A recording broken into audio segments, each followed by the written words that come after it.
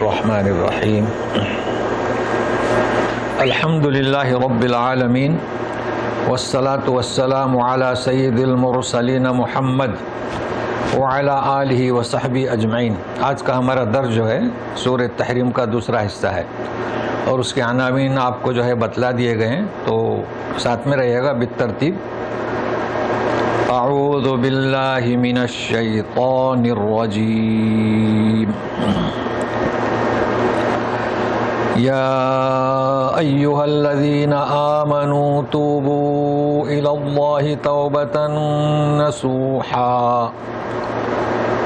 عسى ربكم أن يكفر عنكم سيئاتكم ويدخلكم جنات تجري من تحتها الأنهار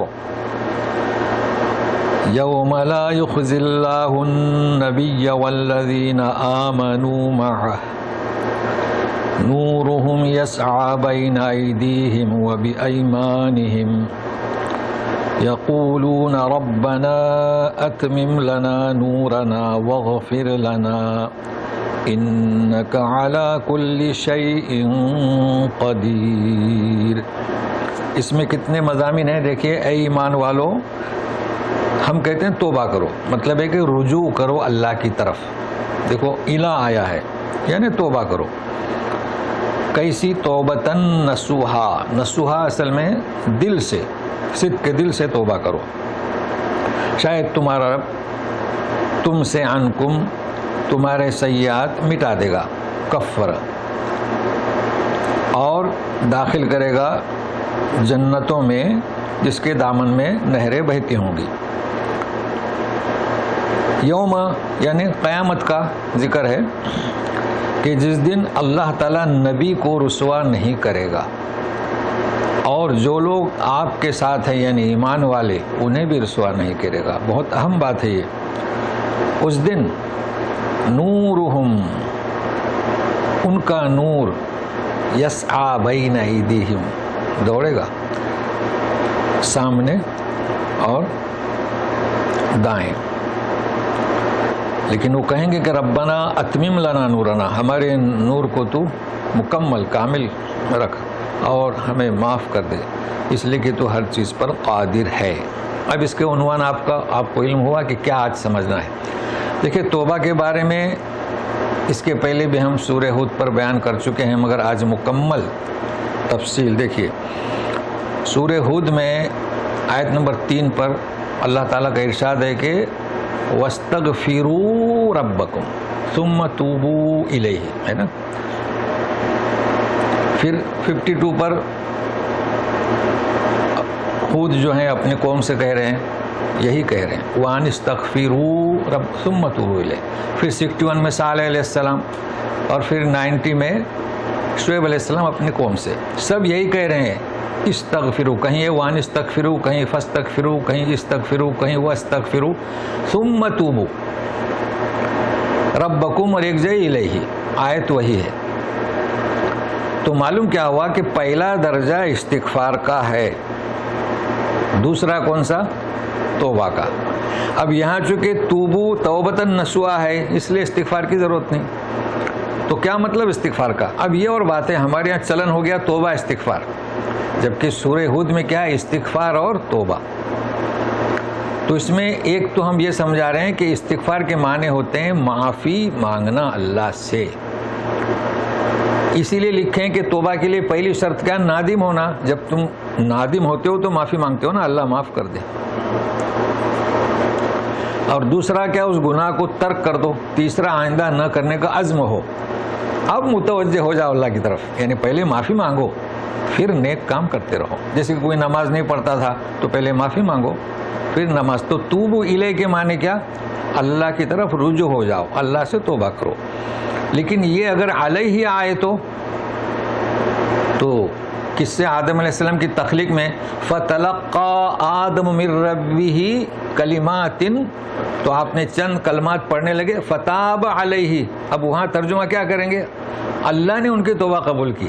یہ ہم جو محنت کر رہے ہیں، یعنی جہاں علی آیا تو اللہ توبہ قبول کرتا ہے، اور جہاں الا آیا تم اللہ کی طرف رجوع ہو جاؤ، اس کو آپ باندھ لیں. کا فرق ہے، ورنہ پھر درس دینے والا علیہ کا ترجمہ غلط کرے گا تو دیکھ لیے علا اور الہ. اور یہ سورہ ہود کی 4 آیتیں آپ نوٹ کر لیں. اب نسوحا کا کیا مطلب؟ بھائی نسوحا کا مطلب ہے کہ خاص دل سے، جیسے کہ ایک شخص شراب پیتا تھا یا نماز نہیں پڑھتا تھا تو اسے چاہے کہ شراب پینا چھوڑ دے اور نماز پڑھنے لگے اور معافی مانگے. ورنہ نماز کو تو جا ہی نہیں رہا، وہ کہتا ہے کہ میں نماز نہیں پڑھتا معاف کر دینا. ایسا نہیں ہے. اس عمل کو ترک کر کے مسجد میں جائے، شراب کو ترک کرے، یہ تو بالکل واضح ہے، کوئی مسئلہ نہیں. تو شاید اللہ تعالیٰ تمہارے گناہوں کو مٹا دے گا. اب سیئات آپ جانتے ہیں کہ کفارہ، قسم کا کفارہ جانتے ہیں آپ، ہم بارہا بیان کر چکے ہیں. قسم کا کفارہ، ایک آپ نے قسم کھائی تو اس کو کیسے توڑنا ہے. تو 89 میں ہے مائدہ کے کہ بھائی 10 مسکینوں کو کھانا کھلاؤ یا 10 مسکینوں کو کپڑا دو یا یہ کیا غلام آزاد کرو. فمن لم یجد، یہ چیزیں امکان نہیں تو 3 دن کا روزہ رکھو. پھر میں توجہ دیتا ہوں، لوگ سیدھا روزہ رکھتے ہیں، ایسا نہیں ہے. پہلے دیکھیے ان 3 چیزوں میں سے پھر روزہ رکھیں. تو غریب کے لیے روزہ ہے. بہرحال یہ اس کا مسئلہ نہیں ہے. کفر کوئی آسان کام نہیں ہے. یعنی آپ اگر توبہ کریں گے تو اللہ تعالیٰ ایسے گناہوں کو مٹا دے گا. کیا سمجھ مٹا دے گا؟ فرشتوں سے کہے گا کہ کاٹ دے. کبھی ایسا ہوتا ہے ان الحسنات یذہبن السیئات، برا آپ نیکی کریں برائی مٹ جاتی ہے. کبھی ایسا ہوتا ہے کفارہ، تو اللہ تعالیٰ کفارہ کر دیں گے تمہارے گناہوں کا. جانتے ہیں آپ توبہ، مسلم کی حدیث بھی ہم بیان کر چکے ہیں. اللہ تعالیٰ کی طرف کوئی رجوع ہوتا ہے، آپ اس کو تانا نہ دیں کہ 70 سال ہو گئے نماز نہیں پڑھتا شراب پیتا اب آ گئے. نہیں، مسلم کا قصہ بہت مشہور ہے، پھر بھی یاد کر رہا ہوں کہ ایک شخص جو ہے، اور حدیث قدسی کہ کہہ دو میرے بندوں سے کہ ایک شخص اونٹنی پر اپنا توشہ لاد کے جا رہا تھا، کیونکہ پہلے یہی تھا نا سواری. تو بیابان میں وہ لیٹا، چونکہ پڑاؤ ڈالنا پڑتا ہے نا، اور جب آنکھ کھلی تو اونٹنی غائب. بولو اب کیا ہوگی اس کی حالت؟ سارا سامان تو اسی میں ہے. تو وہاں تلاش بشیار کے بعد کافی تلاش کیا، نہیں ملی اونٹنی. تو اسی درخت پہ آ کے شاید یہاں واپس آئے، آنکھ لگ گئی. اب بیدار ہوا، دیکھتا ہے تو سامنے اونٹنی کھڑی ہے. ہاں کتنی خوشی ہوئی. کیا کہتا ہے پتہ ہے؟ اے اللہ تو میرا بندہ میں تیرا رب. اللہ الٹا کہہ رہا ہے، مگر اللہ نے اس کی گرفت نہیں کی، اس کی مثال دے دی. رسول سے فرمایا کہ کہو اس نے ایسا کیوں کہا کہ تو میرا بندہ میں تیرا رب. اللہ ناراض نہیں ہوئے، اسے خوشی ہوئی. میں اس سے بھی بڑھ کر کیوں خوشی ہوئی؟ اونٹنی لوٹ گئی. تو جب میرا بندہ میری طرف رجوع کرتا ہے تو میں اس بندے سے بھی زیادہ خوش ہوتا ہوں. یہ فرمانا ہے. اس لیے توبہ کیجیے. کوئی کسی کو تانا نہ دے کہ بھائی وہ 80 سال کی عمر ہو، وہ اب آ گئے مسجد میں. نہیں. اچھا دوسری چیز جی، ہاں مثال ہے، سو چوہے کھا کے بلی حج کو چلی. غلط، قرآن آیات کے خلاف ہے. تو اب کیا اس میں آپ کو فائدہ ہوگا؟ بھائی دیکھیے نصیحت کرنا ہے آپ کو. اگر کسی نے ایسا کہا تو اسے اطمینان سے سمجھائیں، یہ جو آپ نے بات کہی ہے وہ قرآنی تعلیمات کے خلاف ہے.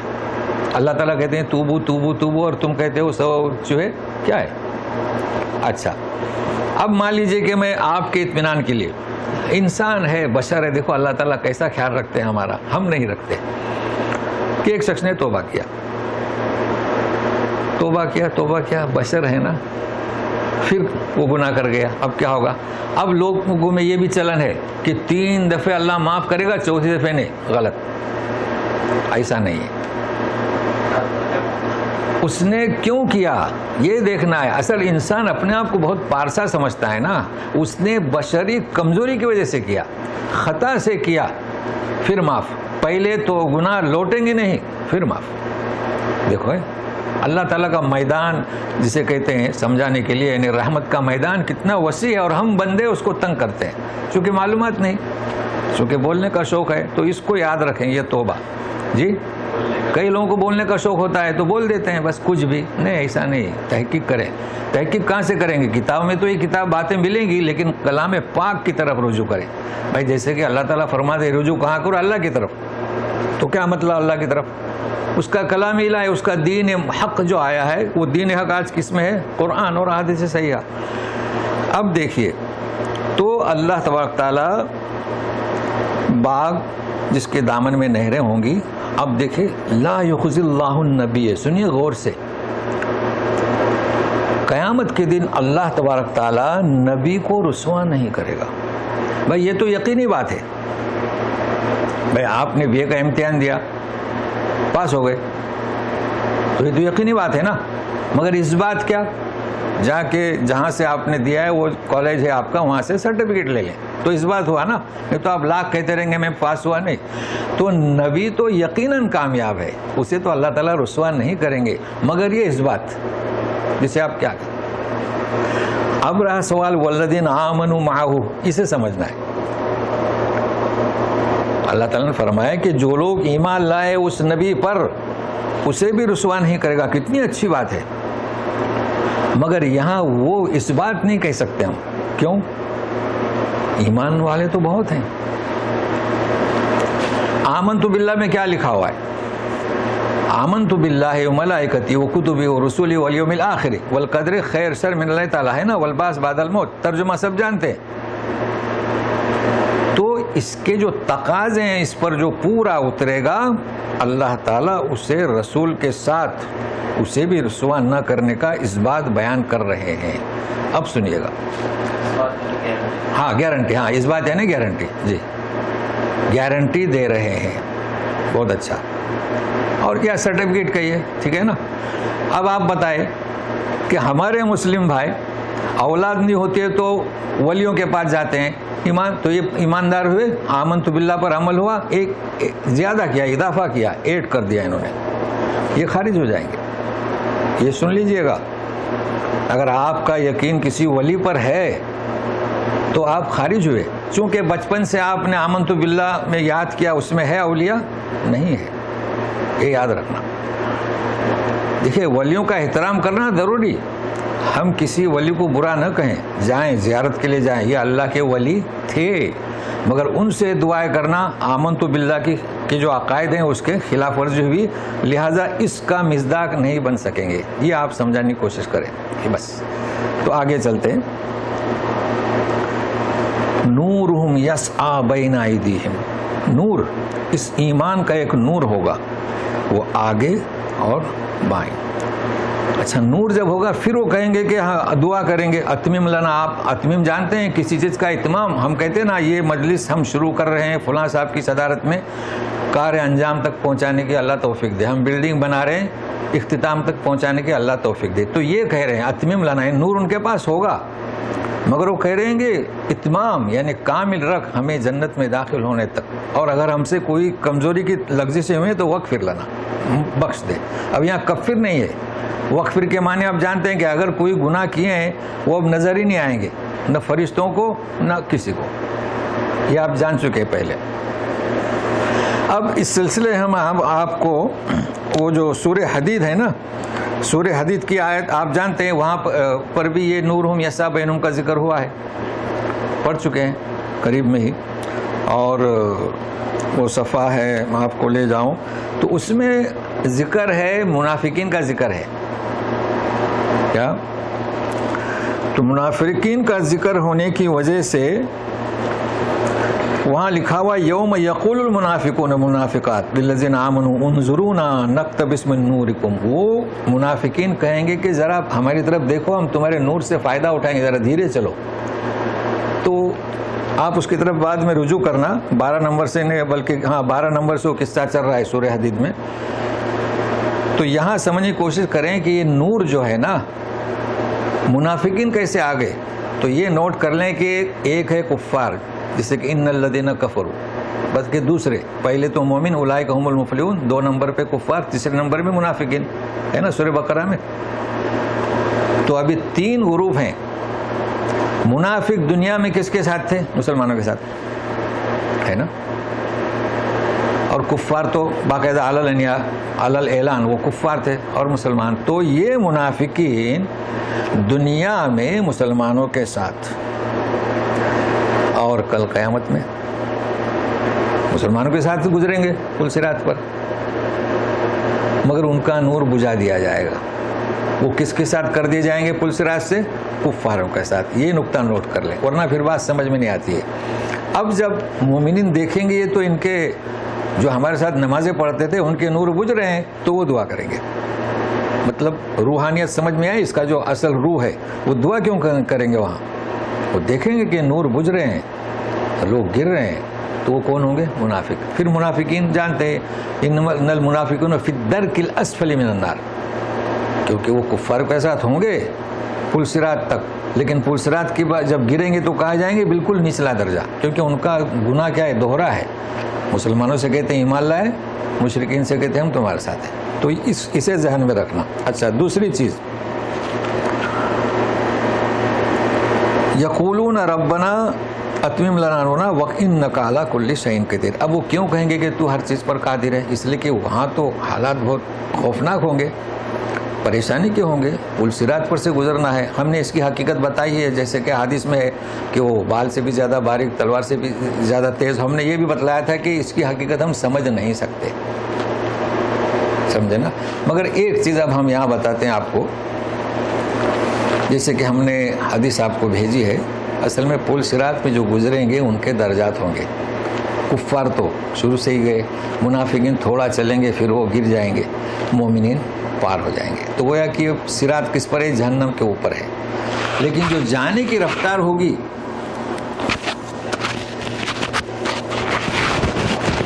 جو جانے کی رفتار ہوگی نا, وہ مختلف ہوگی. کوئی پیدل جا رہا ہوگا, کوئی تیز رفتار جا رہا ہوگا, کسی کو ایسا لگے گا کہ میرا یہ برج ہی آگے چل رہا ہے. تو ظاہر ہے کوئی بجلی کی طرح, جیسے کہ آپ پڑھ رہے ہیں, پڑھا آپ لوگوں نے پڑھ لیا ہوگا کل کا میسج. تو یہ مسلمانوں میں درجات ہوں گے, اس سے کوئی فرق نہیں پڑتا ہے. بہرحال ہم گزرے. اب یہ تو آپ دعا کریں کہ ہم بجلی کی طرح گزریں, یا کہ تیز رفتاری سے گزریں, لیکن یہ کہ گزریں.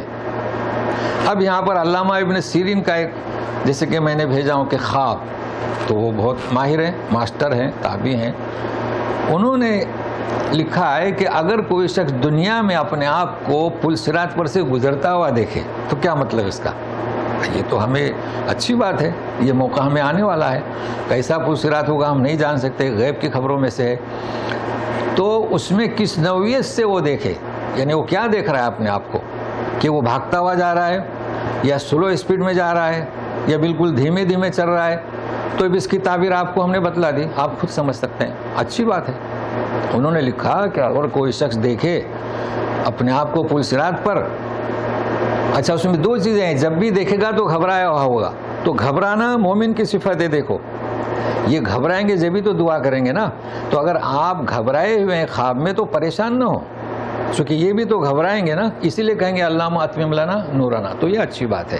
اب کہ آپ کی اسپیڈ کہتے ہیں یا کیا رفتار, وہ آپ خود طے کر لیں. تو بہرحال یہ ہم نے بتلا دیا. اب ایک دوسرا مضمون شروع ہو رہا ہے, لیکن ہم اس سے پہلے دعا کریں کہ اللہ یہ جو پل صراط ہے ہم تو نہیں جانتے کہ یہ کیسا ہے, اس کی نوعیت کیا ہے, کیفیت کیا ہے, لیکن اے اللہ جیسے کہ تو نے فرمایا والذین آمنوا معہ, انہیں بھی تو نے گارنٹی دی ہے, تو ہمیں بھی اے اللہ اس آیت کا مصداق بنا.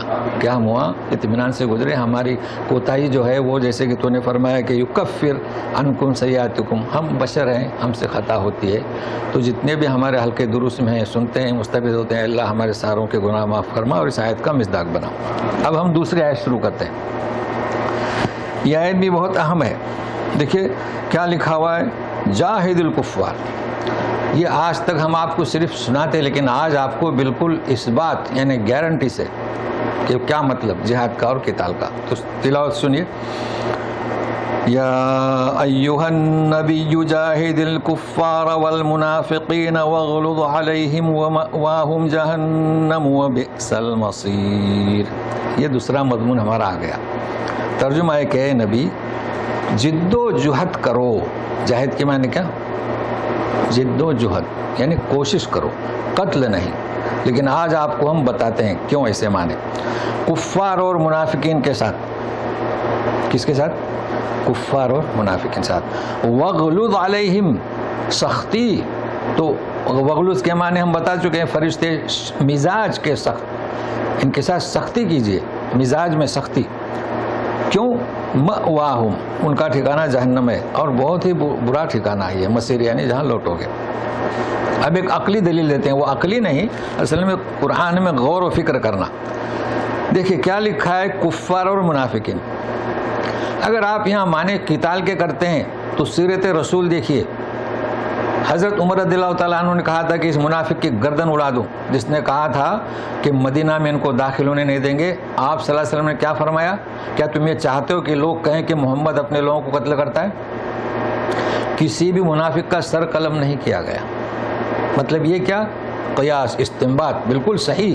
تو یہاں منافقین کا ذکر ہے، کبھی بھی کسی منافق کو قتل نہیں کیا، بلکہ ان کی، آپ جانتے ہیں جو منافقین کا سردار اپنا جبہ بھی دے دیا، نماز بھی پڑھائی، پھر منع کیا گیا تو اس کے بعد آپ نہیں جاتے تھے، لیکن صحابہ جنازے کی نماز پڑھتے تھے. کوئی بھی منافق ہو مسلمانوں کی سوسائٹی میں رہے گا، مسلمانوں کے قبرستان میں دفن کیا جائے گا، نماز جنازہ پڑھی جائے گی.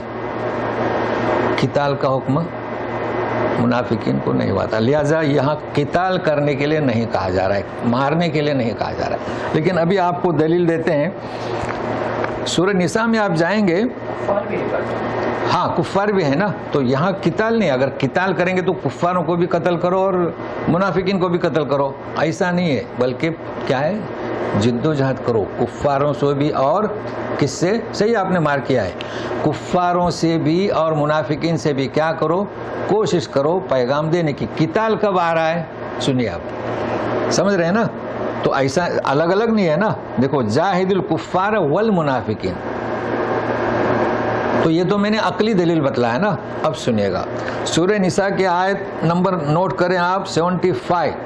دیکھو اللہ تعالیٰ کیا فرماتے ہیں، وَمَا لَكُمْ لَا تُقَاتِلُونَ فِي سَبِيلِ اللَّهِ، تمہیں کیا ہو گیا ہے کہ تم اللہ کی راہ میں قتال نہیں کرتے.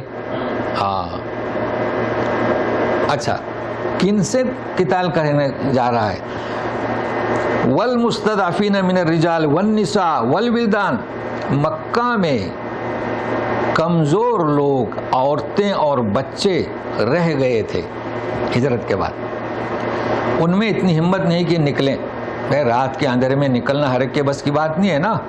اب وہاں پر وہ دعا کر رہے ہیں کہ ربنا اخرجنا من هذه القرية الظالم اهلها. اچھا، وہ مکہ کے کفار انہیں تکلیف دے رہے تھے، وہ چیخ رہے ہیں، وہ چلا رہے ہیں، ان سے قتال کرو. دیکھیں فرق ہوا نا. تو جہاد کے معنی کیا؟ قتال نہیں. جہاد کس سے؟ جد و جہد. کافر سے بھی قتال کرنے کا حکم نہیں ہوا ہے. جد و جہد، کوشش کرو، پیغام دو، اور جب وہ اس قسم کی حرکت اپنائیں گے تو پھر ان سے کیا؟ قتال کرو. تو اب دلیل سے معلوم ہوا نا کہ جہاد کے معنی جد و جہد. اور قتال کب؟ جب وہ مسلمانوں کو ستانے لگے، مسلمانوں کو بستی سے نکالنے کی بات کرنے لگے، جیسے کہ برما میں ہوا تھا، مگر کوئی نہیں نکلا قتال کے لیے بھی نہیں اور جہاد کے لیے نہیں. بہرحال یہ ان کی ذمہ داری ہماری نہیں، ہمارا کام صرف سمجھنا ہے. تو آج میں نے آپ کو دلیل سے بتلایا، بالکل اس بات کر دیا کہ جہاد کے معنی کیا؟ جد و جہد، کوشش. تو کوشش سب میں آئے گی نا، کفار ہو، کوئی بھی ہو، مسلمان ہو، منافق ہو. اور قتال کب؟ شرط ہے اس میں. لہذا اگر کوئی ترجمہ کرے کہ مارو کاٹو ان کو، تو آپ اس آیت سے اس کی اصلاح کر سکتے ہیں. جی دعوت، ہاں کوشش یعنی ہاں دعوت دینا. لیکن دعوت، ہاں دعوت دینا صحیح ہے، لیکن دعوت تو جیسے کہ ہم اذان دیتے ہیں، یہ بھی دعوت ہے. دعوت ایک محدود لفظ ہے. جیسے اور جد و جہد یعنی بہت کوشش کرنا، کوشش بہت. ہاں جیسے کہ ہم کہتے ہیں نا بھائی دعوت دو، اور آپ کہہ رہے ہیں کہ کوشش کرو، تو کوشش میں تکلیف ہوتی ہے، حرکت ہوتی ہے. تو جہاد کے معنی صرف دعوت دینا نہیں، وہ تو اس کے لیے ادعو الی سبیل ہی ہے نا، دعوت دینا. فرق ہے دعوت میں اور جد و جہد میں. اچھا، اب ایک اور مضمون شروع ہو رہا ہے، یہ بھی بڑا. ہاں وغلوز یعنی ظاہر ہے کہ کفار و منافقین تھے نا، تو ان کے ساتھ تھوڑی سختی برتے. تو سختی کس میں؟ دعوت میں. جو آپ کہہ رہے ہیں نا دعوت یعنی جد و. دیکھیں ایک مسلمان آدمی ہے، آپ اس پر کوشش کریں گے، وہ تو سمجھتا ہے نا نماز کو، لیکن منافق ہے وہ تو دوگلی پالیسی ہے، اور کافر ہے وہ تو کفر کرتا ہے. اس کے سختی سے پیش آئے. مطلب سختی کون سی؟ نفرت والی نہیں جی، قوت میں سختی اور مزاج میں سختی، یعنی ان کے ساتھ بڑی جرأت کے ساتھ، بڑی ہمت کے ساتھ محنت کریں. فرق ہوا نا جی. چلیے تو کیا کہہ رہے تھے؟ جاہد، جد و جہد کرو، کوشش کرو، وغلظ علیہم. اب دیکھیے منافقین کے ساتھ آپ نے شدت کی یا نہیں؟ شدت کی تھی نا جب معلوم ہوا، تو جب پتہ چلا کہ منافقین نے جو ہے مدینہ میں داخلہ سے روک رہے تھے اور ان کے اوپر خرچہ دینے سے بھی روک رہے تھے، تو تھوڑی سی شدت ان کے ساتھ اختیار کی. آپ جیسے دیکھیے صحابہ کرام کو بھیج دیا نماز کے لیے، آپ نہیں گئے، ہوا کہ نہیں مزاج میں سختی؟ وغلظ علیہم. واضح ہوا؟ چلیے اب یہ آیتیں سنی، یہ بھی بہت اہم ہے اور بڑی دلچسپ ہیں. ضرب اللہ مثلا للذین کفروا امرأة نوح وامرأة لوط كانتا تحت عبدین من عبادنا صالحین فخانتاہما فلم یغنیا عنہما من اللہ شیئا وقیل ادخلا النار مع الداخلین. تو ترجمے کے ساتھ تھوڑے گرامر بھی ہو جائیں. ضرب کے معنی مارنا، چلنا، مثال پیش کرنا. تو مثال پیش کرتے ہیں اللہ تبارک تعالیٰ کافروں کے معاملے میں. نوح کی بیوی، امرت کے معنی اب ہم یہاں بیوی کریں گے، اور لوط علیہ السلام کی، نوح علیہ السلام کی بیوی. دیکھیے ابھی کانتا، یہ دو ہیں نا، تو سنگل کے لیے کانت، دو کے لیے کانتا. اور ایک دیکھو ہمیشہ آتا ہے اللہ کے لیے وکان اللہ، تو اگر ایک مرد ہے تو کانت. دو ہوئے، جیسے موسیٰ اور ہارون السلام کے لیے وکانا من عبادنا الصالحین ہے نا. تو دو مرد ہوں، میل ہو تو کانا کانا کانو، فیمیل ہو تو کانت کانتا کن. یہ یاد رکھیں، جمع کے لیے وہ کن آتا ہے. اچھا عبدین، دیکھو عبدن، عبدین دو، من عبادنا صالحین، دیکھو صالحین یہ بھی دو. فخانتاہما، خیانت کی، خانت ایک، خانتا دونوں نے خیانت کی. فلم یغنیا عنہما من اللہ شیئا، دونوں نے اپنے، اچھا ہما کی ضمیر کس کی طرف؟ نوح علیہ السلام، لوط علیہ السلام. خانتا میں دونوں آ گئی، دونوں عورتیں، اور ہمائے نے دونوں کی، اپنے شوہروں کی. اسے بھی ذہن میں رکھے. فلم یغنیا عنہما، تو دونوں نے، اب یہاں تثنیہ نہیں ہے، دونوں ان کے مقابلے میں کچھ کام نہیں آیا اور کہہ دیا گیا. ادخل ایک، ادخلا دونوں کے دونوں داخل ہو جاؤ دوزخ میں داخل ہونے والوں کے ساتھ. اب اس کا قصہ کیا ہے اصل میں؟ دیکھیے غور سے سنیے گا. امرات کس کی تھی؟ نوح علیہ السلام کی. امرات کس کی تھی؟ لوط علیہ السلام کی. تو انہیں امرات کہا گیا. اب آپ کے سامنے ہو چکا امرات وامرأتہ حمالۃ الحطب. ابو لہب کی بیوی کو بھی کیا گیا؟ وامرأتہ حمالۃ الحطب. یہ تو آپ جان چکے ہیں کہ امرات کا لفظ کہاں استعمال ہوتا ہے. مگر ایک چیز آج آپ کو نہیں بتائیں گے، چونکہ پہلے ہم ریفرنس سے بتائے تھے، آج سامنے ہے آپ کے. تو جب اس آیت پہ پہنچیں گے ایک اور چیز کا اضافہ کریں گے. اچھا زوج تو آپ جانتے ہیں، ازواج النبی تو ہماری زوج جانتے ہیں. اور ایک ہے نساء، نساء بھی ہم جانتے ہیں، یا نساء النبی و نساء المؤمنین. تو نساء ہے نا مجموعہ، تو نبیوں کی بیویوں کے لیے بھی استعمال ہوا ہے، مومنین کے بیویوں کے لیے بھی استعمال ہوا ہے، کوئی مسئلہ نہیں. نساء نساء، سورہ نساء پوری بھری ہوئی ہے. صرف امراتن میں تھوڑا سا فرق ہے، وہ آج ہم بتاتے ہیں. لیکن پہلے قصہ سنیے گا، اس کی روح جو ہے، تو پھر یہ ظاہری مطلب بتائیں گے دوسری آیت پر پہنچیں گے. تو دیکھیے سوال یہ آتا ہے کہ کس کی بیوی تھی؟ پیغمبروں کی، ہے نا، خیانت کی. تو خیانت سے کیا مراد؟ لوگ یہ سمجھتے ہیں کہ بدکاری نہیں، بدکاری نہیں. جس طریقے سے نبیوں کے جسم کو مٹی نہیں کھا سکتی، بھائی اللہ تعالیٰ کا اصول ہے،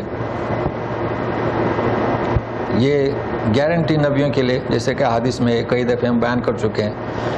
لیکن یہ کسی اور شخص کے ساتھ بھی ہو سکتا ہے جو پکا سچا مومن ہو. ایسا پایا گیا، قبرستان کھودا، کچھ ضرورت کے لیے کھودا گیا تو لاشیں نکلی، کیسی تھی؟ جیسے کہ کل دفنائی ہوئی حقیقت کے اندر. باقی ہمارے جو شور ہوتا ہے اس پر نہ جائیں. اپنے یہاں کیا وہ شور ہوتا ہے، انہیں ایک مقبرہ بنانا ہوتا ہے. چونکہ ایسا ہوا ہے، مالیگاؤں میں ایک نعش نکلی تو نام ڈکلیئر کیا فلاں صاحب کا، 4 مہینے کے بعد پتہ چلا کہ یہ اس کی قبر نہیں تھی. تو اس پر نہ جائے. یہاں یقیناً جو ہوا ہے تاریخ اسلامی میں. تو اسی طریقے سے نبیوں کی بیویاں بدکار نہیں ہو سکتی، یہ یاد رکھنا. یہ اللہ تعالیٰ کی جانب سے ہے. دیکھیے وہ کافرہ ہو سکتے ہیں، چونکہ دیکھیے ایک رسول نے دعوت دیا تو کوئی مومنہ تھا ہی، مومن تھا ہی نہیں، تو شادیاں تو کریں گے نا. نبی کریم صلی اللہ علیہ وسلم کی 2 بیٹیاں کسے دی گئی تھی؟ ابو لہب کے بیٹے سے دی گئی، ابو جہل کے. ہاں تو پھر تو دی گئی تھی نا. تو اس وقت اسلام وہاں یہ کوئی شرط نہیں تھی کہ آپ شادی کس سے کریں گے، وہ مومن تھا ہی نہیں. یہ تو آپ جان چکے ہیں. یہ تو اب اسلام نے مختص کر دیا کہ اہل کتاب مسلمان اور کوئی کافر ہے تو اس کو کلمہ پڑھ کے داخل ہونا پڑے گا. یہ تو آپ جانتے ہیں. لیکن یہاں ہمیں سمجھنا یہ ہے کہ کیا یہ خیانت کون سی تھی ان کی؟ ان کی خیانت تھی لوط علیہ السلام کی بیوی کفاروں کے ساتھ تھی، بدکاری نہیں تھی، خبریں ان کو پہنچاتی تھی. وہ کیا کوئی مہمان اگر آیا جوان غلام تو انہیں لواطت کی عادت تھی، بدفعلی ہمارے یہاں کہتے ہیں. چنانچہ فرشتے جب گئے تھے تو اسی نے خبر دی. ہاں اسی طریقے سے نوح علیہ السلام کی بیوی. اچھا آپ جانتے ہیں نوح علیہ السلام کا ایک بیٹا تھا کنعان، حام سام یافس اور ایک کنعان. وہ تو کافروں کے ساتھ تھا. آپ نے فرمایا کہ یا بنی ارکب معنا ولا تکن مع الکافرین، آ جاؤ ہمارے ساتھ. جانتے ہیں نا جی. یہ بھی سورہ ہود میں 42 میں لکھیں تو تک ایک بات آپ لوگوں کو بتا سکے. سورہ ہود کی 42 آیت میں کنعان کا ذکر ہے. اب یہ بیویاں اور وہ بیٹا، تو کیا فرماتے ہیں اللہ تعالیٰ؟ ان کو یہ بچا نہیں سکے. انبیاء اپنی بیویوں کو بچا نہیں سکے. اور سورہ ہود 42 کا کیا کہ اپنے بیٹے کو بچا نہیں سکے. اور کہا گیا کہ ادخلا النار. اب ہمیں کیا سبق ملتا ہے یہاں؟ دیکھیے نبیوں سے رشتہ، جیسے کہ آج کل ہماری امت میں نبیوں سے رشتہ ہے. جانتے ہیں ہاشمی خاندان ہے نا، قریشی ہیں. یہ تو نبیوں سے رشتہ ہے نا، ہاشمی اور قریشی. یقیناً ہمیں ان کا کیا کہتے ہیں، ان کی عظمت، ان کی عزت ہمیں کرنی چاہیے. لیکن سوال یہ پیدا ہوتا ہے اگر وہ ایمان کے تقاضوں سے خارج ہیں. کئی آپ کو قریشی ایسے ملیں گے کہ مقبرہ پرستی میں آگے اور ہاشمی بھی ملیں گے کہ عرس کرنے کے لیے سب میں آگے. تو یہاں انہیں یہ درس مل رہا ہے کہ آپ کسی بھی رسول سے رشتہ بھی ہوگا تو یاد رکھیے اگر آپ ایمان کے تقاضوں پر پورے نہیں اترے تو آپ کا یہ نسب آپ کو کچھ کام نہیں آئے گا. یہ ہے روح اس کی. اب آپ لوگوں کو سمجھا سکتے ہیں، یہ مثالیں دے سکتے ہیں، اس لیے ہم نے ایڈ کروا دیا آپ کو کنعان کی بھی. اب تیسری مثال. اچھا یہ یہاں کیا کہا جا رہا ہے؟ کفاروں کے معاملے میں، یعنی کفاروں کو چاہے کہ دیکھو، یعنی یہ جو درگاہ پرست ہیں یہ بھی سوچیں کہ ان کا رشتہ کس سے وہ کچھ کام نہیں آئے گا. اور کفاروں سے بھی کہیں. اور اس وقت کیا ہے کفار اپنا نسب پیش کرتے تھے کہ ہم ابراہیم سے ہیں. اس وجہ سے آج کل بھی لوگ کہتے ہیں نا کہ ہم تو امت محمدیہ سے ہیں اور اپنا رشتہ ہی بتاتے ہیں. لیکن اب سنیے مومنین کے لیے. وضرب الله مثلا للذين آمنوا امرأة فرعون إذ قالت رب ابن لي عندك بيتا في الجنة ونجني من فرعون وعمله ونجني من القوم الظالمين. اچھا آپ کے پاس انڈین پرنٹ ہوگا نا، اردو پرنٹ، ذرا دیکھیں. وضرب الله مثلا للذين آمنوا امرأة فرعون. میم لکھا ہے؟ چھوٹا میم نہیں ہے؟ نہیں ہے. چلیے تو انہوں نے اس کا اردو پرنٹ ہے نہیں. اچھا تو اردو پرنٹ والوں نے یہاں پر جو میم لگا دیا ہے تو ضرورت نہیں ہے کچھ میم کی. تو ترجمہ کیا ہوگا؟ مثال پیش کی ہے ایمان والوں کو. کس کی بیوی؟ فرعون کی. یہ کون جانتے ہیں نا آپ؟ کیا نام اس کا تھا؟ آسیہ. جی ایڈ ہو رہے ہیں لوگ. جی سنیں ترجمہ سنیں. وضرب اللہ مثلا للذین آمنوا، ایمان والوں کے لیے مثال دی جا رہی ہے. کس کی بیوی؟ فرعون کی. اب اوپر کس کے لیے تھا؟ کافروں کے لیے، کیونکہ وہ بیویاں کیسی تھی؟ کافرہ تھیں.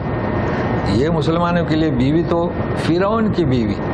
اب یہاں آپ کو ذہن میں آئے گا فرعون کو بھی امرات کیوں کہا، یہ آج سمجھانا ہے. ہاں تو یہی تو سمجھانا ہے نا، اس لیے کہ ہم بھی دھیرے دھیرے کا سب ایک ساتھ سمجھائیں گے تو اوپر سے اتر جائے گا نا پھر. اب جن کے ذہن ہاں نیک تھی، تو آج یعنی کوئی بھی چیز ایک دفعہ سننے سے کچھ معلوم نہیں ہوگا، بار بار بار بار. تو اب ریفرنس ہم نے بتلایا تھا آج تک جو بتلایا تھا نا، وہ کیا آج پہنچے ہیں اس جگہ پر تو ہمیں مدد ملے گی سمجھانے میں بھی. امرأۃ فرعون، کیا فرعون کی بیوی. پہلے اس کی روح سمجھیں. دیکھیے یہ آل فرعون سے تھی ہے نا. تو اب آپ کو تھوڑی وضاحت اور بتاتے ہیں. 40 نمبر کی سورہ، چونکہ اس کا عربی پرنٹ میں نام ملے گا غافر اور اردو پرنٹ میں ملے گا مؤمن، سمجھے نا.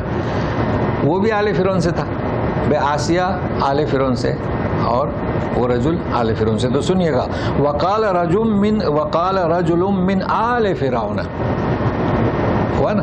یہ کہاں کی کون سی آیت پڑھ رہا ہوں میں؟ سورہ غافر یا سورہ مؤمن کی.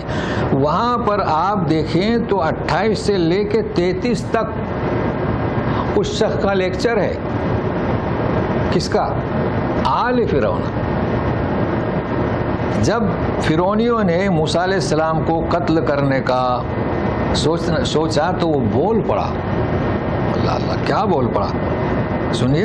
اتقتلون رجلا ان یقول ربی اللہ، تم ایسے آدمی کو قتل کرنے کی بات کرتے ہو جو کہتا ہے کہ میرا رب اللہ.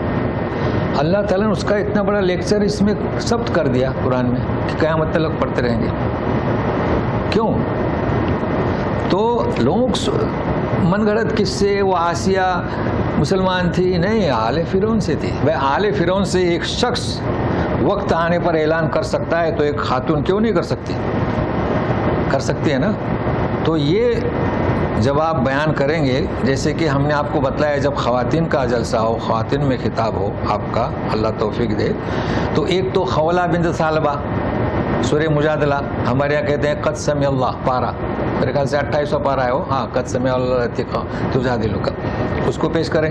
یہ بھی تو خاتون ہے. یہ دو اور ابھی ہم پڑھ رہے ہیں ایک اور ابھی دوسری آئے گی.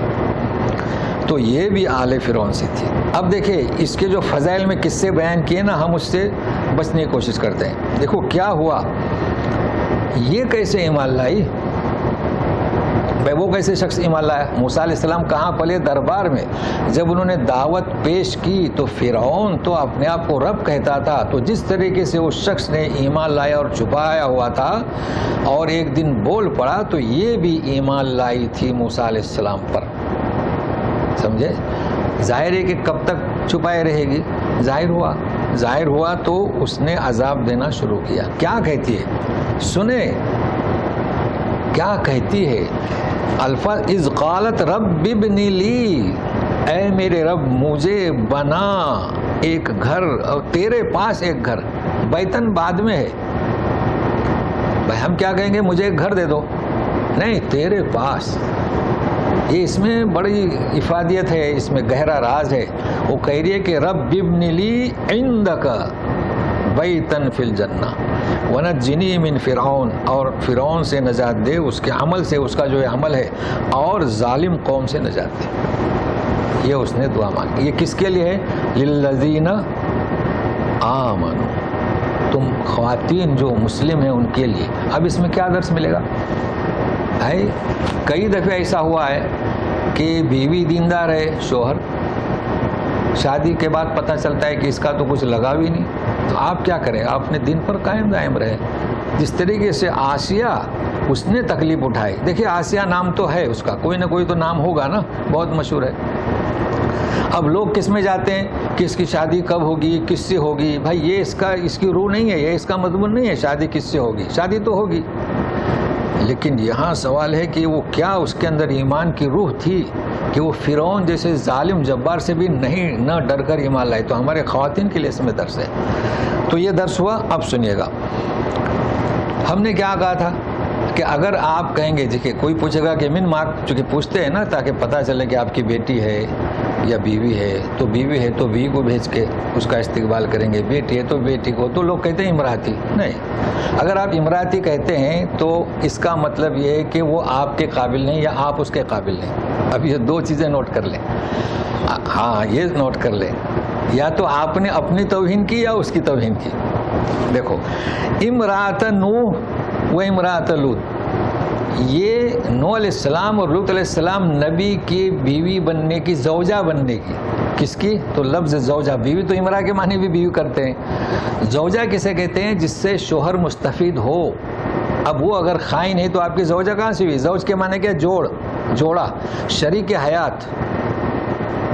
اور امرات ان کے معنی بھی بیوی کرتے ہیں، مگر وہ خیانت کر رہی تو آپ کے ساتھ جوڑ کہاں ہوا اس کا؟ زوج میں نہیں، آپ سمجھ رہے نا، وہ جوڑ میں نہیں ہوئی. تو یہ دونوں زوجہ بننے کی صلاحیت نہیں رکھتی تھیں. اچھا، اب آسیہ مسلمان تھی یعنی مومن تھی. فرعون اس کا شوہر بننے کی صلاحیت نہیں رکھتا تھا. مطلب ہے کہ وہ اس فرعون کی زوجہ بننے کی صلاحیت نہیں رکھتی تھی، اس لیے امرات ان کا. پھر سے سنیں، وہ آسیہ تھی مگر کسی کے بیاہ میں تھی؟ فرعون کے.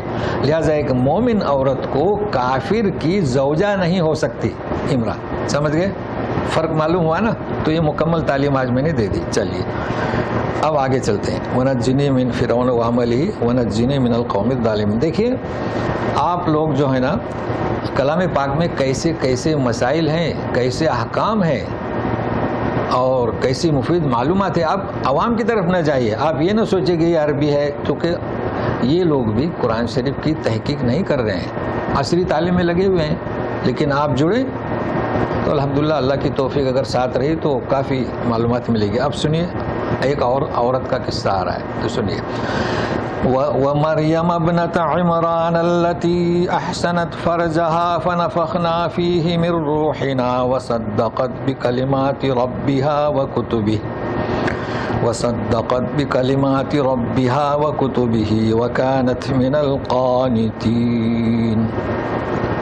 مریم ابنت عمران کی بیٹی. یہ تو سورہ عمران پوری ہے، آپ جان چکے ہیں.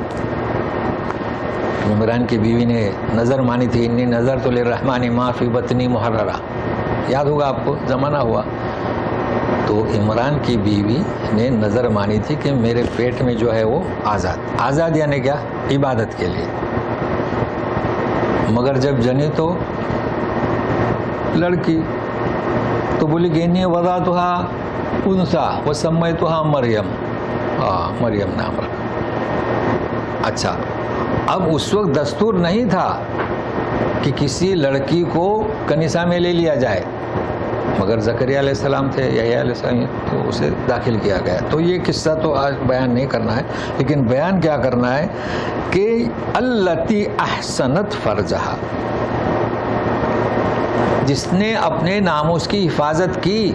ہمارے یہاں ناموس اس لفظ استعمال کرتے ہیں، اپنی عزت کی، اپنی عصمت کی. یہ کیوں کہا جا رہا ہے؟ جب تک یہ نہیں سمجھیں گے، چونکہ جس وقت عیسیٰ ابن مریم یعنی عیسیٰ علیہ السلام کو جنی تو یہودیوں نے تہمت لگا دی.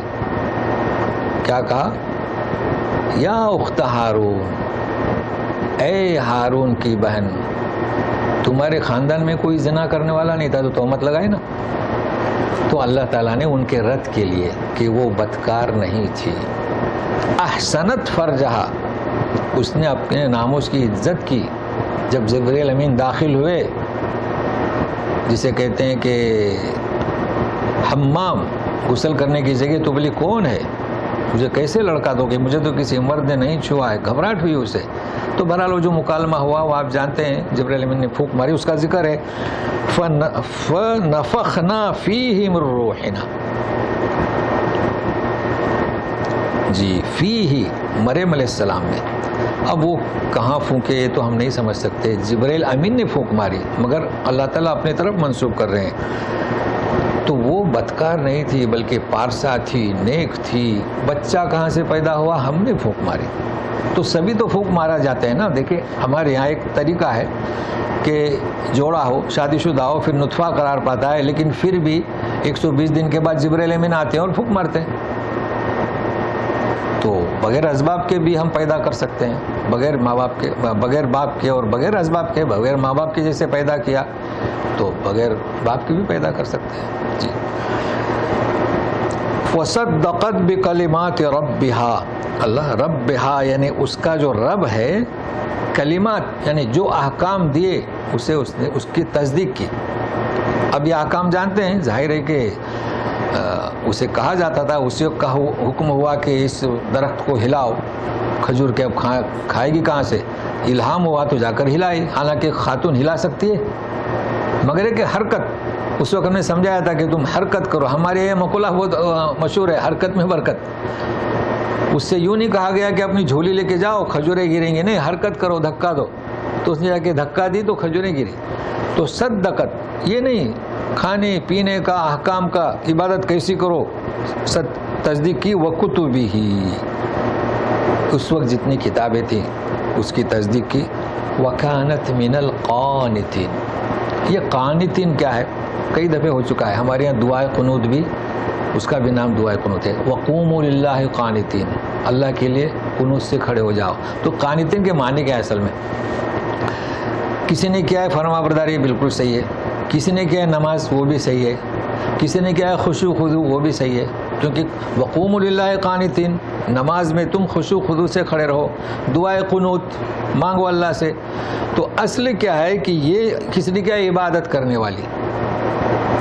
تو یہ سب معنی اس میں شامل ہیں. تو کہا جا رہا ہے کہ یہ مریم جو ہیں وہ اللہ کی عبادت گزار تھیں، اللہ کی اطاعت گزار تھیں، اللہ فرما بردار تھیں. یہ سارے معنی اس کے صحیح ہیں. بس کیا ہے اس میں ہمیں گہرائی میں جانا چاہیے. اب سوال یہ آتا ہے کہ دیکھیے ہمیں توبہ کا طریقہ بتلایا گیا کلام پاک سے. ابھی دیکھا اپنے عوام میں کیا مشہور ہے اور توبہ کا طریقہ ہم نے کیا بتلایا. عوام میں مشہور ہے توبہ استغفار، تو استغفار توبہ، مگر یہ تو خیر عزمی ہے تو درگزر ہو جائے گا. لیکن اصل میں عوام میں کیا مشہور ہے کہ 3 دفعے اور بس نہیں.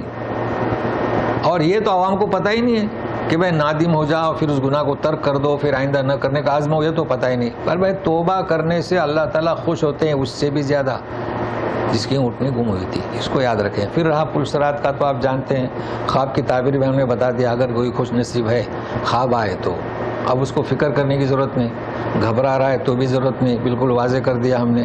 اس کے بعد جہاد اور قتال، اس کو نوٹ کر لیں. اہم سے جہاد کسے کہیں گے اور قتال کہیں گے، دلائل کے ساتھ آپ کو بتلا دیا. اور پھر مسلمانوں کے لیے مثال اب آپ کو بتاتے ہیں. اذا مات ابن آدم، 5 منٹ ہم لیتے ہیں. پھر اذا مات ابن آدم ہے نا، جب انسان مر جاتا ہے، انقطع عملو الا من 3 ہے نا. تو اس میں کہ نیک اعمال ہو کرے، لڑکا نیک ہو یا صدقے جاریہ، ٹھیک ہے نا. دیکھیں باپ نمازی ہے تو بیٹا نمازی ہے نا، تو اس کو اس کا ثواب ملے گا. باپ اگر وہ بیٹا اگر 1 نماز پڑھے گا تو باپ بھی پڑھے گا تو باپ کو کتنا ثواب ملے گا؟ 2 نمازوں کا، چونکہ تربیت کس کی؟ باپ کی.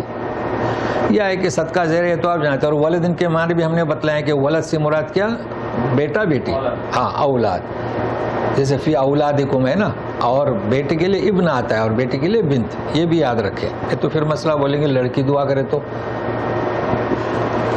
اب یہاں سوال یہ آتا ہے، کیونکہ اس آیت سے آپ کو سمجھانے میں آسانی ہوگی. ایک باپ ہے، اس کا بیٹا نیکی کرتا ہے تو اس کے کھاتے میں جمع ہوگا. ایک باپ بڑا دیندار ہے، درس قرآن ہے یا سمجھیے کہ مبلغ ہے یا جدوجہد کرتا ہے، مگر بیٹا نافرمان ہے نا، بیٹا شراب کی دکان کھولا ہے. تو کیا بیٹے کے شراب کی دکان کا گناہ بھی باپ کے سر ہوگا؟ یہ سمجھانا ہے آج مجھے. تو آپ اس آیت سے سمجھا سکتے ہیں، سمجھے نا، کہ دیکھیے نوح علیہ السلام کا بیٹا کنعان وہ گنہگار تھا، تو اس کے کفر کا وبال نوح علیہ السلام پر نہیں. یہ بیویاں کفاروں کے ساتھ تھی.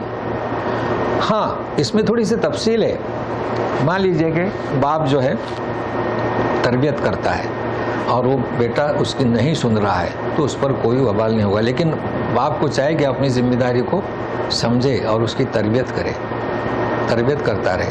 اور ظاہر ہے کہ جس طریقے سے حدیث میں ہے کہ جس نے کوئی ایک نیکی، ایک بدعت مٹائی اور ایک نیکی پیدا کی، یعنی اس نے جاری کر دی، وہاں پر ہے جاری کر دی، تو اس نیکی پر بدعت کو مٹ کر نیکی پر جتنا عمل ہوتا رہے گا اس کے کھاتے میں جائے گا۔ اور جس نے بدعت ایجاد کی، مزار بنا دیا، تو وہ مرنے کے بعد بھی اس کا جب تک وہ چلتا رہے گا اس کا گناہ اس کے سر پر گناہ لکھا جائے گا۔ تو اس سے واضح ہو گیا۔ تو چونکہ ہم نے آیتیں اس لیے بتائیں تاکہ آپ کسی کو ثابت کر سکے۔ تو آج اتنا ہی، اب آپ کو ہم موقع دیتے ہیں، کوئی سوال ہے؟ نیک نکلتا ہے، ہاں یہ بھی کرتا ہے، باپ کوئی نیکی نہیں کرتا اور بیٹا نیکی کرتا ہے، صحیح ہے۔ تو نہیں، اب وہ اگر بیٹا دعا کرے گا تو ضرور ملے گا، اسے چاہے کہ باپ کی فکر کرے، کیونکہ باپ نے کوئی تربیت نہیں دی۔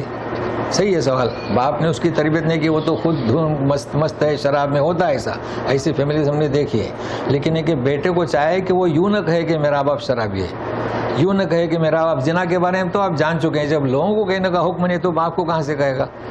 وہ یہ نہ کہے بلکہ لگا رہے اللہ سے دعا کرتا رہے، تو پھر نیک بیٹا ہوا نا، تو ہو سکتا ہے اللہ تعالیٰ تو بہت رحم کرنے والے ہیں، بیٹی کی عبادت سے باپ کے پاس شرک نہ ہو تو ضرور معاف کرے گا۔ بہت اچھی سوال کیا آپ نے۔ تو بہرحال پھر سے غور سے سنیں، باپ گنہگار ہے، بیٹا دیندار ہوا، تو بیٹا باپ کا ذکر ہمیشہ یہ نہ کرتا رہے کہ وہ شراب پیتے ہیں، گناہ کرتے ہیں کیا، اور یہ ہم قرآن کی روشنی میں بتا رہے ہیں، یا زنا کرتے ہیں، آپ نفرت نہ کریں، دعا کرتے رہیں تو اللہ تعالیٰ کا کرم ہے کہ آپ کی دعا سے باپ کی بھی مغفرت ہو، سوائے اس کے کیا شرک نہ ہو، یہ تو آپ جانتے ہیں جی۔ تو سبحانک اللہم و بحمدک اشہد ان لا الہ الا انت استغفرک و اتوب الیک۔ اعوذ باللہ من الشیطان الرجیم۔ ومریم ابنت عمران، ہاں ومریم ابنت عمران۔ اب ایک ہم الف پڑھیں گے، التی احسنت فرجہا فنفخنا فیہ، ایک ہا کو مختصر پڑھیں گے، من روحنا وصدقت۔ اب دیکھیں تا میں آواز کیسے آئے گی، ہوا باہر نکلے گی، وصدقت، جی اس میں انفتاح ہے، بکلمات ربها وکتبہ، کھڑا زہر ہوگا نا تو اس کو پڑھنا ہے، یا وکانت من القانتین۔ سبحانک اللہم و بحمدک اشہد ان لا الہ الا انت استغفرک و اتوب الیک۔ جی سوالات، جی کہیے۔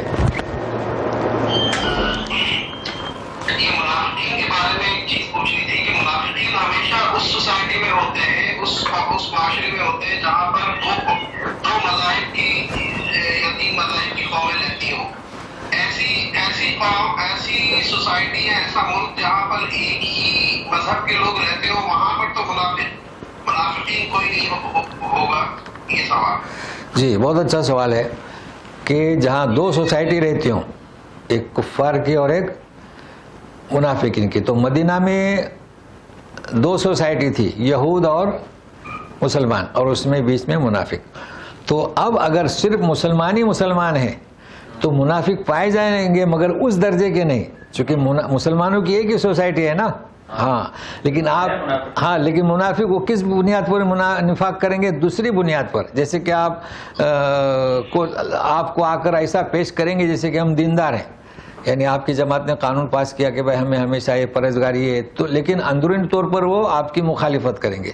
تو منافقین آج بھی ہیں لیکن درجہ الگ ہے، لہٰذا آج کل کے جو منافقین ہیں نا، پیسہ دولت یا کمپنی میں ہم کام کرتے ہیں تو ایک آپ کی طرف ہے، ایک اس کی طرف ہے، یہ اس درجے کے منافقین نہیں ہے، لیکن یہ کہ ہے، جیسے کہ نبی کریم صلی اللہ علیہ وسلم فرمائے کہ جو ہمیشہ جھوٹ بولے ہے نا، جب وعدہ خلافی کرے، امانت میں خیانت کرے، تو یہ دوسرے منافقین ہیں، وہ انما المنافقین، ہاں جی۔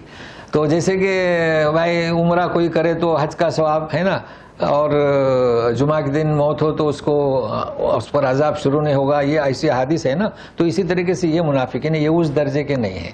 جی بہت اچھا سوال کیا۔ تو اپنے ہر سوال کا تھوڑا آگے ایکسٹینشن ہے. اگر اس درجے کے منافق نہیں ہیں تو پھر ان کو بھی وہی دوزخ میں ڈالا جائے گا جو دوسرے منافقین ہیں. دوسرا سوال علی صاحب, ابھی آپ نے ولیوں کے بارے میں ذکر کیا. کس کے؟ ولی اولیاء. جی جی جی. ولی کا سرٹیفکیٹ دے کون قاری صاحب؟ یہ ولی ہے کون بتائے؟ ہاں یہ تو باقی چیز ہے نا. ہاں بہت اچھا آپ نے سوال کیا. دیکھیے یہ ہم سمجھا دیتے ہیں. آج دیکھیے آج مریم ابنۃ عمران لکھا ہوا ہے, قرآن میں اس کا ذکر ہے, اسے ہمیں ماننا پڑے گا, اس پر ایمان لانا ضروری ہے. اس بیس پر نہیں جیسے آمنت باللہ, چونکہ قرآن میں اس کا نام لکھا ہوا ہے, لیکن رابعہ بصریہ پر ایمان لانا ضروری نہیں. اگر کسی نے کہا کہ میں تو نہیں مانتا, یہ من گھڑت قصہ ہے, بس گالی نہ دے, برا نہ کہے, تو فرق سمجھ میں آیا نا. جن کا ذکر قرآن میں ہے, جیسے خضر علیہ السلام کا ہے, رجل مؤمن من آل فرعون, آسیہ کا ہے, اس پر ایمان لانا ضروری ہے. باقی یہ دوسرے جو اولیاء ہیں ہم تسلیم نہیں کرتے. لوگ کہتے ہیں کہ جیسے ہم ایمان سے خارج ہیں. یہ بہت اچھا ہے, انہیں سمجھائیں. کسی ولی کا جس کا ذکر قرآن میں نہیں ہے ہم انہیں تسلیم نہیں کرتے, لیکن ہم برا بھی نہیں کہتے. جو ہمارے یہاں مشہور ہیں مخدوم شاہ بابا اور کیا خواجہ غریب نواز, ہم انہیں برا بھی نہیں کہتے, مگر ان کی حقیقت کیا ہمیں نہیں معلوم. بہت اچھا سوال کیا. دوسرا کیا منافقین؟ صاحب کہ بھائی جو عادتاً جو منافق ہیں جی جی ان کا درجہ بھی جو ہے نا جو ایمان والے ٹائپ کی ہاں جی جی, یہ بہت اچھی بات آپ نے پوچھی ہے. چونکہ ابھی ہم جو پڑھ رہے ہیں نا, دیکھو اللہ تبارک تعالیٰ مومنین کو بھی گارنٹی دے رہے ہیں. تو یہ منافقین جو ہے نا اس درجے کے نہیں ہیں, کیونکہ انہوں نے جو ہے جھوٹ بولتے ہیں اور خلاف ورزی کرتے ہیں, وعدہ پورا نہیں کرتے ہیں, اور جب جھگڑا پر اتر آتے ہیں گالی گلوچ دیتے ہیں. یہ دوسرے یعنی کیا ہے, یہ پہلا درجہ کا منافق نہیں, اس درجے کے نہیں جس کا ذکر قرآن شریف میں ہوا ہے. حالانکہ نبی کریم صلی اللہ علیہ وسلم نے اس سے بھی منع کیا ہے. کیوں منع کیا ہے کہ یہ خصلتیں آپ اپناؤ گے تو ہو سکتا ہے کل 2 سوسائٹی آئیں تو پھر آپ ان کی طرف مائل ہو جائیں, تو اس سے بھی بچنے کی کوشش کرنا چاہیے. لیکن یہ آیت جو ہے نا نچلے طبقے میں ان کے لیے نہیں ہے. یہ ان کے کیا گناہ ہے, لغزش ہیں. اللہ تعالیٰ کفر سیئات, یا ہے کہ انسان وہ بعد میں چل کر توبہ کریں یا نیکیاں کریں تو سب مٹ جائیں گے. بہت اچھی بات ہے. اور کہیے. میرا سوال تھا یہ قاری صاحب کہ تحریم کے اندر پہلے اللہ کے رسول کے گھر کی فیملی کا ذکر آیا جی, اس کے بعد اچانک ہم پل صراط پہ چلے گئے جی, اور وہاں سے پھر امارات پہ چلے گئے اور منافقین اور جہاد پہ آ گیا. جی جی, تو یہ اس کا کیا ربط ہے؟ اس کا ربط ہے چونکہ نبی کریم صلی اللہ علیہ وسلم کی دیکھو نہیں, پہلے ہماری فیملی کا ذکر آیا, ہماری ہے نا سورہ طلاق میں ہے نا, ہماری فیملی کا ذکر ہے. پھر تحریم نہیں, طلاق سے چلیں, پھر تحریم سے نبی کے رسول کی فیملی زندگی کا ذکر ہوا. اس وقت یہ سوسائٹی موجود تھی, سمجھے نا, تو توجہ دی گئی منافقین کو اور پھر بتلا دیا گیا کہ آپ اطیع اللہ و اطیع الرسول تاکہ اس دن سے بچیں. یہ ربط ہے. یہ تو اصل مقصد کیا, نبی کریم صلی اللہ علیہ وسلم کو بھیجا کہ اپنے آپ کو بچائیں, تو یہ بڑا گہرا ربط ہے اس کا. جی, کہ پل صراط پر سے آپ گزریں, ایسا نہ ہو کہ نور بجھ جائیں اور پیچھے رہ جائیں. اور پھر یہ کہ مثالیں دی, چونکہ ابھی سوسائٹی ہو گئی نا منافقین وغیرہ, تو مثالیں پیش کر دی. بالکل پورا ربط ہے لیکن طلاق سے. جی, جو بکرا ذبح کرتے ہیں لوگ بولتے ہیں کہ بڑا جانور چنو تاکہ وہ اس کے اوپر سوار ہو کے پل صراط پہ. ہاں, یہ ہمارے یہاں وہ پبلک حدیث ہے. ہمارے یہاں تو کہتے ہیں کہ وہ بڑا جانور ذبح کرو, اس پر سوار ہو کر پل صراط سے گزرے. بہت اچھا سوال کیا آپ نے. یہ من گھڑت بات ہے. پل صراط پر آپ کو لے جانے کے لیے جانور کی ضرورت نہیں. وہ تو جانور جو ہے نا آپ نے ذبح کیا, وہ اللہ کے یہاں ثواب پہنچ گیا. باقی وہ کوئی لے کر, ہمارے یہاں تو وہ اس کی منڈی کیا کہتے ہیں سر ہے نا, وہ کھاتے نہیں, یعنی عام طور پر ابھی تک ہے, وہ کھڈے میں ڈالتے ہیں اور اس کی ٹانگیں اور اس کے چمڑے یہ کھڈے میں ڈالتے ہیں اور وہ نیت کرتے ہیں کہ یہ پھر اٹھے گا اور ہمیں تو یہ من گھڑت بات ہے جس کو میں کہتا ہوں پبلک حدیث. بہت اچھا. وباللہ التوفیق. استغفار میں پہلے استغفار آتا ہے پھر توبہ, چونکہ استغفار پہلے معافی مانگو, پہلے نادم ہو جاؤ پھر رجوع کرو. جی ہاں, دعا میں حدیث شریف میں استغفر اللہ الذی لا الہ الا هو واتوب الیہ, پہلے استغفار پھر اتوب. جی, سبحانک اللہم و بحمدک اشہد ان لا الہ الا انت استغفرک و اتوب الیک. جی چلیے.